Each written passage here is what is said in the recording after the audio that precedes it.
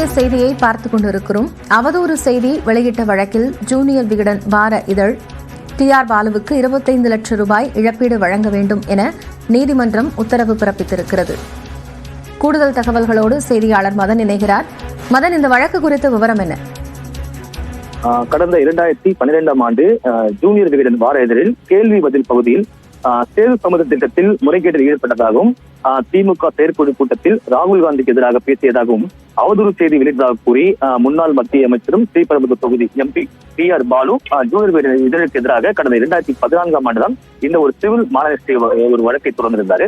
அந்த வழக்கை பார்க்கும்போது, அதாவது தன்னுடைய அந்த நற்பெயருக்கு களங்கம் விளைவிக்கும் வகையில் உள்நோக்கம் செய்தி வெளியிடப்பட்டுள்ளது.